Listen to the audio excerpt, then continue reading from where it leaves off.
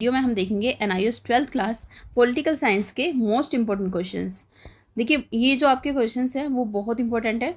इन questions को आपको बताएंगे इस सब्जेक्ट की जो टीचर हैं वरिंदर कौर मैम, और साथ ही साथ हम यहाँ पर डिस्कस करेंगे एनआईओएस का सॉल्व क्वेश्चन पेपर देखेंगे, एनआईओएस का सॉल्व सैम्पल पेपर भी देखेंगे कि किस तरीके का आपका पेपर आने वाला है। सैम्पल पेपर इस वीडियो में आपको दिखाया जाएगा, सेम एज इट इज़ आपका पेपर का पैटर्न आने वाला है, तो वीडियो को आप एंड तक देखिएगा। और साथ ही साथ आपको कुछ बातों का ध्यान रखना है अपने एग्जाम में, तो उन सब चीज़ों के लिए आपको क्या करना है, वीडियो को एंड तक देखना है बिना स्किप किए, क्योंकि इस वीडियो में जो भी बताया गया वो आपके लिए बहुत ज़्यादा हेल्पफुल रहने वाला है।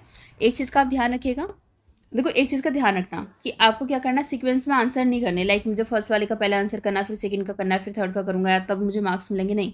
आपकी मर्जी है, अगर आपको 6 नंबर का पहले आता है, आपको 40 नंबर का क्वेश्चन पहले आता है, तो आप उसका आंसर बस आपको लिखना है आंसर नंबर 6 या फिर आंसर नंबर 40। जिसका भी आप आंसर कर रहे हो, आंसर नंबर ये लिख के आपको क्या करना है, अपना आंसर लिखना स्टार्ट कर देना है। ओवर राइटिंग बिल्कुल नहीं करनी है कि आपके बच्चे क्या करते हैं, कुछ लिखा और फिर ओवर राइटिंग करनी स्टार्ट कर दी, वो नहीं करना। और स्टार्टिंग में ऐसे क्वेश्चन भी नहीं करने जिनके आंसर आपको अच्छे से नहीं आते, पता चले कि आपने एक लाइन रखी और फिर बाकी पेपर जो है उसको खाली छोड़ दिया। ऐसा नहीं करना। स्टार्टिंग में आपको उन्हीं क्वेश्चंस के आंसर करने जो आपको बहुत अच्छे से आते हैं, ठीक है। और साथ ही साथ एक चीज़ का ध्यान रखना है कि एक्स्ट्रा जितने वर्ड में वहाँ पर दिया हुआ है, भी सैम्पल पेपर डिस्कस करेंगे, तो एक्स्ट्रा नहीं लिखना, मतलब जितना आपसे जितने वर्ड में पूछा गया उतने लिखना है, क्योंकि एक ही आंसर सीट मिलने वाली है, दो नहीं मिलेंगी। तो आपको क्या करना है, इस चीज़ का ध्यान रखना है। तो चलिए देख लेते हैं हमारे इंपॉर्टेंट क्वेश्चन आंसर, और साथ साथ उसके बाद में हम यहाँ पर सैम्पल पेपर को डिस्कस करेंगे। तो आइए स्टूडेंट्स, अब हम डिस्कशन कर लेते हैं about the important questions from your chapters, यानी कि जो आपको 60% के जो आपके थ्योरी पेपर आने वाला है उसमें से जो मेन इंपॉर्टेंट क्वेश्चंस है जिनके आने के 90 to 100% चांसेस हैं कि वो आपके पेपर में जरूर आएंगे, तो वो आपको इस तरह से करने हैं। तो मैं आप लोगों को 32 इंपॉर्टेंट क्वेश्चंस बताने वाली हूँ, आप नोट डाउन कर सकते हैं, आप स्क्रीनशॉट ले सकते हैं। This is very helpful questions, ठीक है। तो ये जो है आपके लिए काफी हेल्पफुल रहेंगे। तो सबसे पहला जो क्वेश्चन है वो है, what do you understand by the federal system of government, यानी कि भारत की संघीय व्यवस्था से, जो भारत सरकार की संघीय व्यवस्था, उससे आप क्या समझते हैं। सेकंड क्वेश्चन है, explain the party system in India.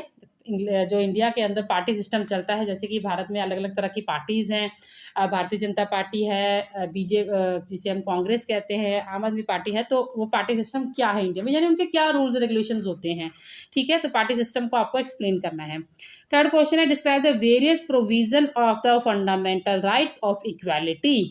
आपको यहाँ पे वेरियस प्रोविजंस लिखने हैं, फंडामेंटल राइट्स यानी कि हमारे जो मौलिक अधिकार हैं, उसमें समानता का जो अधिकार है उसके आपको प्रोविजन लिखने हैं। क्वेश्चन नंबर 4 है, right the difference between the state and the government.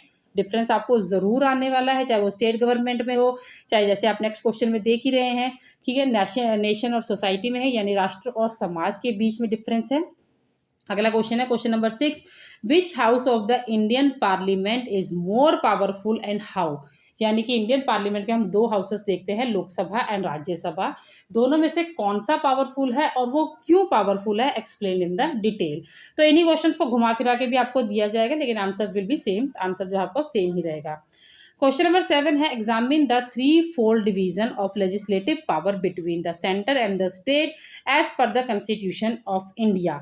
भारतीय संविधान के अनुसार भारत सरकार के अंदर जो थर्ड फोर्थ यानी 3/4 जो डिवीज़न है, वो लेजिस्लेटिव यानी कि कार्यकर्ती जो शक्तियां हैं, वो सेंटर में और स्टेट में किस तरह से उनका डिवीज़न किया गया है। यानी ज़्यादा जो शक्तियां हैं वो सरकार के पास है, सेंटर सरकार के पास है, और जो राज्य सरकार है उनके पास थोड़ी सी कम शक्तियां हैं, तो उनके ऊपर आपको वो एक्सप्लेन करनी है वो किस तरह से उन चीज़ों का डिवीज़न किया गया है। क्वेश्चन नंबर 8 है, explain the major concern of Indian foreign policy. Indian foreign policy के आपको मेजर कंसर्न्स बताने हैं यहाँ पे। क्वेश्चन नंबर 9 है, analyse the 4 features of the good governance, यानी कि अच्छी सरकार के आपको 4 फीचर्स बताने हैं। क्वेश्चन नंबर 10 है, explain the power of the supreme court. Supreme court के पास क्या क्या पावर है उसके बारे में आपको यहाँ पर एक्सप्लेन करना है। पावर्स भी आपको जरूर आएंगी आगे क्वेश्चंस में, मैं आपको बताऊंगी कि आपको पावर्स जो है वो किस किस चीज़ की पूछी जा सकती है। सुप्रीम कोर्ट की तो मस्ट है कि आपको पूछी जाएगी, नहीं तो सुप्रीम कोर्ट से रिलेटेड आपको एक क्वेश्चन जरूर आने वाला है। What are the major emergency provision in India. Major emergency provision क्या है, यानी कि इमरजेंसी क्यों लगाई जाती है, तो उसका जो खास रीजन क्या होगा इन इंडिया, भारत के अंदर। और explain the effect of the nation emergency in India. अगर भारत में जो है वो राष्ट्रीय इमरजेंसी लगा दी जाती है तो उसका क्या इफेक्ट पड़ता है आम जनता के ऊपर, भारत सरकार के ऊपर, भारत के ऊपर क्या इफेक्ट पड़ता है। अगला क्वेश्चन है define the political executive and the bureaucracy in India. Question number 13 है analyse any 4 problems to environment. Bharat जो हमारा पर्यावरण है उसमें क्या मेन जो 4 प्रॉब्लम्स हैं, प्रमुख कारण हैं, वो क्या हैं, उसको आपको एनालाइज करना है। क्वेश्चन नंबर 14 है describe the executive powers of the president of India. यहाँ पे भारतीय राष्ट्रपति की कार्यकर्ता शक्तियों के बारे में आपसे पूछा जा रहा है। देखिए, अगर मैं आप लोगों का सजेस्ट करूं तो ये क्वेश्चन है एग्जीक्यूटिव पावर, ये आपको डिफरेंट डिफरेंट भी आ सकता है, लेजिस्लेटिव पावर आ सकती है, पॉलिटिकल पावर आ सकती है, और आपको एग्जीक्यूटिव जो है पावर्स भी आ सकती है, आपको जुडिशरी पावर भी आ सकती हैं। तो आप प्रेसिडेंट को लेकर, प्राइम मिनिस्टर को लेकर एंड द चीफ मिनिस्टर को लेकर आप जितनी भी उनके फंक्शंस और पावर्स हैं वो सारी पढ़ के जाइएगा। तो जितना आपसे पूछा जाएगा अकॉर्डिंग टू द मार्क आपको उतना उसका आंसर लिख देना है। हो सकता है कि आपको फंक्शंस पूछे जाएं, हो सकता है कि आपको प्रेसिडेंट की सारी ही पावर्स के बारे में पूछा जाए, तो आप 2-2 पॉइंट हर पावर के लिख सकते हैं। ठीक है, तो प्रेसिडेंट पावर और प्राइम मिनिस्टर के जो पावर्स और फंक्शन है वो आप सारे पढ़ के जाइएगा। क्वेश्चन नंबर 15 है describe the reason for the conflict between India and China. Bharat और चाइना में जो कन्फ्लिक्ट चल रहा है, जो संघर्ष चल रहा है, जो लड़ाई झगड़ा चल रहा है, उसके क्या कारण है। Explain the relations of India with its neighbour. Bharat के जो आसपास के जो देश हैं, श्रीलंका है, पाकिस्तान है, भूटान है, नेपाल है, चाइना है, ठीक है, तो इनके साथ भारत के जो रिलेशंस हैं वो कैसे हैं, ये भी आपको बताने हैं कि भारत के अपने पड़ोसी देशों के साथ किस तरह के रिलेशन है। क्वेश्चन नंबर 16 है explain in detail about the electoral system in India and how it's work. Bharat में वोट डालने का यानी इलेक्ट्रोल सिस्टम किस तरह से है, किस तरह से वोट डलती हैं, क्या एलिजिबिलिटी होती है, कौन वोट डाल सकता है, कौन वोट नहीं डाल सकता है, क्या प्रोसेस होता है, क्या प्रोसीजर होता है, इसका सारा ये आपको इस क्वेश्चन के आंसर में बताना है। किस तरह से सिलेक्शन होता है मिनिस्टर्स का, प्राइम मिनिस्टर का, या आप स्टेट के जो मिनिस्टर होते हैं, चीफ मिनिस्टर, उनका किस तरह से सिलेक्शन होता है, वो इलेक्टोरल सिस्टम के द्वारा होता है। तो आपको सारा इस क्वेश्चन के आंसर में एक्सप्लेन करना है। नेक्स्ट क्वेश्चन है write a note on regionalism and the regional parties. Regionalism और क्षेत्रीय पार्टीज के ऊपर आपको एक नोट लिखने को आ सकता है, डिफरेंस भी आ सकता है। नेक्स्ट क्वेश्चन है explain the features of human rights. मानव अधिकार की विशेषताएं आपको यहाँ पर बतानी है। क्वेश्चन नंबर 19 है right the definition of union executive, यानी कि संघीय कार्यकर्ता के बारे में आपको इसकी परिभाषा आपको देनी कि संघीय कार्यकर्ता क्या होते हैं। Question number 20 highlights India's contribution of the United nation and it's peace keeping mission. जो पूरे विश्व के अंदर जो शांति बनी रहे उसमें भारत का क्या कंट्रीब्यूशन है, ये आपको बताना है। क्वेश्चन नंबर 21 है analyse the role of the population growth and the culture violence as a hindrance of the good governance. यानी कि आपको बताना है कि पॉपुलेशन अगर बढ़ रही है या फिर कल्चर वायलेंस हो रही है, सांस्कृतिक हिंसा हो रही है, तो वो किस तरह से इफेक्ट डालती है एक अच्छी सरकार के ऊपर। यानी अगला क्वेश्चन जो है difference between state and association. यहाँ पर भी आपको डिफरेंस आ रहा है स्टेट और एसोसिएशन के बीच में। अगला क्वेश्चन है what is liberalism, explain it's main principles. यहाँ पर आपको लिबरलिज्म के बारे में बताना है और इसके मेन सिद्धांत क्या हैं वो भी बताने हैं। Write a note on the Gandhism. आपको गांधीज्म के ऊपर एक नोट लिखना है। गांधी जी ने कौन कौन से जो हैं आंदोलन स्टार्ट किए, उनकी क्या सोच थी समाज को लेकर, पॉलिटिकल पार्टीज में उन्होंने क्या अपना रोल निभाया है, तो वो आपको सारा इसमें एक्सप्लेन करना है। नेक्स्ट क्वेश्चन है question number 25 explain the right against exploitation. यानी कि आपको यहाँ पे जो है हिंसा के, शोषण के विरुद्ध जो आपके अधिकार है सरकार ने, कॉन्स्टिट्यूशन ने हमें दे रखे हैं भारत की, तो उसके बारे में आपको यहाँ पर बताना है। क्वेश्चन नंबर 26 है what are the main inter state disputes. Bharat के अंदर के इंटर स्टेट डिस्प्यूट्स क्या है, मुख्य जो इंटर स्टेट डिस्प्यूट्स हैं वो आपको बताने हैं। क्वेश्चन नंबर 27 है explain the powers of prime minister in detail. यहाँ पर आपको प्राइम मिनिस्टर की पावर्स डिटेल्स में बतानी, यानी कि आपको यहाँ पे executive power, judiciary power, legislative power, तीनों ही पावर्स आ सकती हैं। तो आप प्राइम मिनिस्टर और प्रेसिडेंट की पावर्स को अच्छी तरह से रीड करके जाइएगा। क्वेश्चन नंबर 28 है describe the composition of the Lok Sabha and the Rajya Sabha and explain the functions of both. यानी कि आपको यहाँ पे बताना है कि लोकसभा की जो कंपोजिशन है, यानी वो किस तरह से लोकसभा की पार्टी बनाई जाती है, राज्यसभा की पार्टी बनाई जाती है, इनके काम क्या हैं, वो सारे आपको बताने हैं। अगला क्वेश्चन है व्हाट इज बजट। बजट क्या होता है और इसे किस तरह से इंडियन पार्लियामेंट में पास किया जाता है। कौन पेश करता है, वो सारा इस क्वेश्चन के आंसर में डिटेल में आपको देना पड़ सकता है। क्वेश्चन नंबर 30 है, explain the reform introduced by the 74th constitutional amendment act, यानी कि अमेंडमेंट एक्ट जो हुआ था 74वां जो संशोधन किया गया था, उसमें क्या क्या रिफॉर्म्स किए गए थे, क्या क्या सुधार किए गए थे कॉन्स्टिट्यूशन के अंदर। अगला क्वेश्चन है question number 32, explain the relations between state legislative assembly and the state legislative council. यहाँ पर फिर आपको जो है रिलेशंस बताने हैं दोनों के बीच में, स्टेट लेजिस्लेटिव असेंबली के बीच में और स्टेट लेजिस्लेटिव काउंसिल के बीच में। क्या रिलेशंस है, क्या डिफरेंस है, दोनों चीज़ें आ सकती हैं। डेफिनेशन भी आपको बनकर आ सकती है, that what do you know about the state legislative assembly and define the state legislative council. तो किसी तरह से भी आपका क्वेश्चन घूम फिर कर बनकर आ सकता है। अगला क्वेश्चन लास्ट क्वेश्चन है question number 32, explain the significance and the role of the public opinion in democracy, यानी कि पब्लिक ओपिनियन का क्या महत्वता है और क्या रोल है भारत की डेमोक्रेसी के अंदर। तो स्टूडेंट्स ये थे हमारे 32 most important questions from your theory part. तो ये मोस्ट इम्पॉर्टेंट क्वेश्चंस हैं जिसके बहुत से चांसेस हैं, 90 to 100% चांसेस हैं कि आपके पेपर में इन क्वेश्चंस में से क्वेश्चन ज़रूर आने वाले हैं। तो आप अच्छे से स्टडी करके जाइएगा। एग्जाम टिप्स की बात करें तो पेपर आपको खाली नहीं छोड़ना है और इतना ज़्यादा भी नहीं भरना है, क्योंकि आपको एक्स्ट्रा शीट नहीं मिलेगी। इसमें हम डिस्कस करेंगे आपका सैम्पल पेपर। जैसे कि हम सब जानते ही हैं कि एनआईएस ने सिलेबस में काफ़ी चेंजेस करे हैं। 60% पेपर जो है आपका वो रिटन होगा और थ्योरी से होगा, और जो आपका 40% पेपर है वो आपका टीएमए होगा। तो पेपर में और क्या क्या चेंजेस हुए हैं, आपका पेपर पैटर्न कैसे होने वाला है, किस तरह के क्वेश्चंस आपसे पूछे जाएंगे, उन सब पे डिस्कशन करेंगे। और साथ ही साथ मैं आप लोगों के लिए लेकर आई हूँ आपके 60% का जो आपका थ्योरी का एग्ज़ाम आने वाला है, उसमें से 32 द मोस्ट इंपॉर्टेंट क्वेश्चंस जिसके पेपर में आने के 90 to 100% चांसेस हैं। सो वीडियो के साथ बने रहिएगा एंड तक। वीडियो में लास्ट में हम शेयर करेंगे कुछ इंपॉर्टेंट टिप्स जो कि आपको काफ़ी हेल्पफुल होंगे। सो वीडियो और ये क्वेश्चंस जो है आपके लिए बहुत इंपॉर्टेंट है, काफ़ी हेल्पफुल है। सो आइए वीडियो स्टार्ट करते हैं। तो सबसे पहले हम लोग सैम्पल पेपर देख लेते हैं। सैम्पल पेपर पॉलिटिकल साइंस का कुछ ऐसा आने वाला है, 100 मार्क्स का आपका पेपर रहेगा, 60% का आपका थ्योरी का और 40% का आपका टीएमए का होगा। तो यहाँ पर टाइम आपको दिया जा रहा है 3 आवर्स का, यानी 3 घंटे आपको पूरा दिया जाएगा, जिसमें से आपको नोट दिए जा रहा है कि this question paper consist of 54 questions in all, यानी आपके 54 क्वेश्चंस जो हैं वो पूरे पेपर में आने वाले हैं। All the questions are compulsory, यानी कि सारे के सारे क्वेश्चंस आपके कंपलसरी हैं, आपको सारे के सारे क्वेश्चंस करने हैं।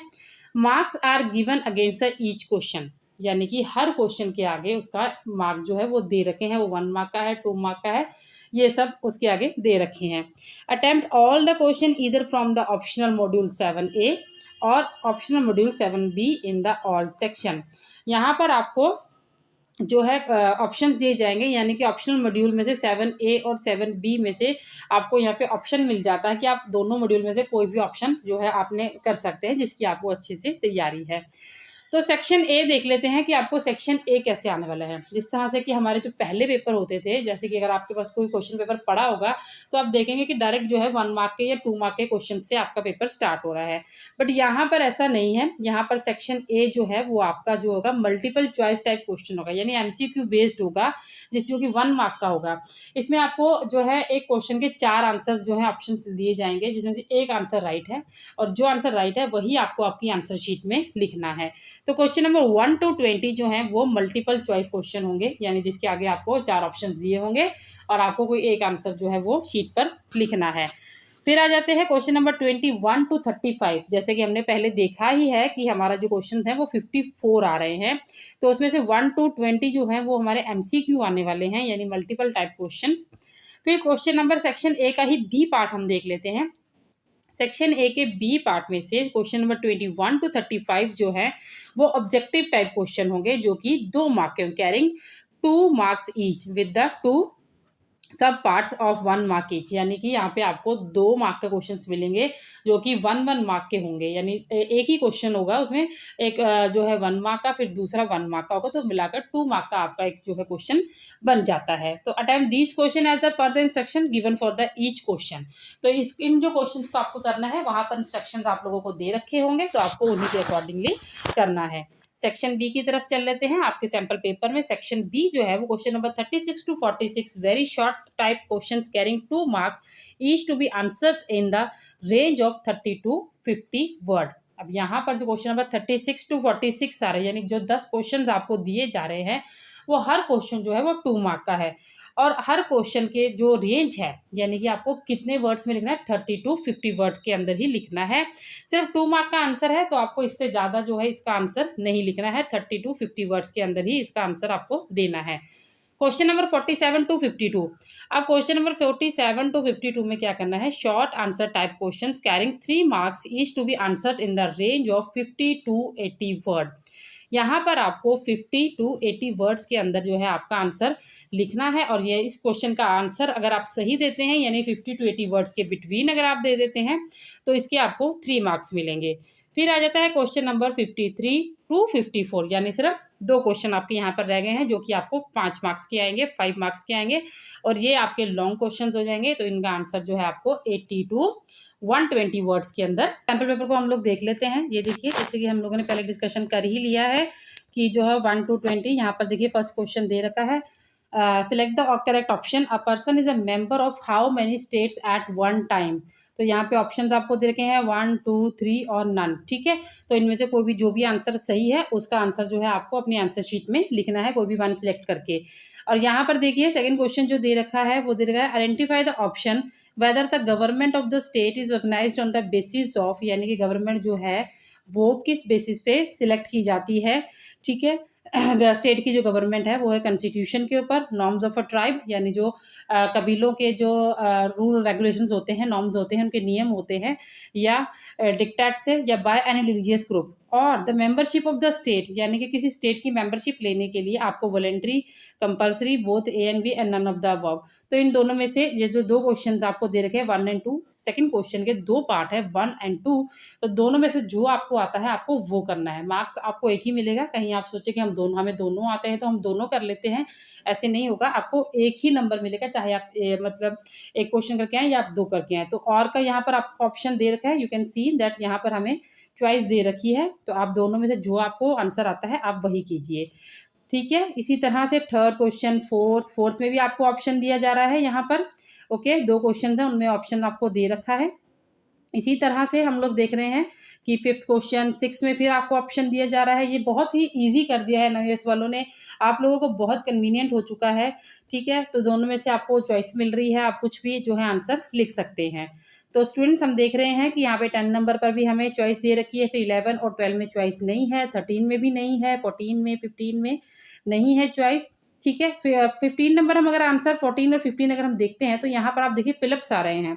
तो फिलिप्स में आपको आंसर एनी 2, यानी कि आपको 2 जो हैं वो आंसर आपको लिखने हैं, जो कि 1 मल्टीप्लाई बाय 2, यानी कि जो 2 आंसर आप लिखेंगे तो 1 मार्क ईच कंटेन करता है।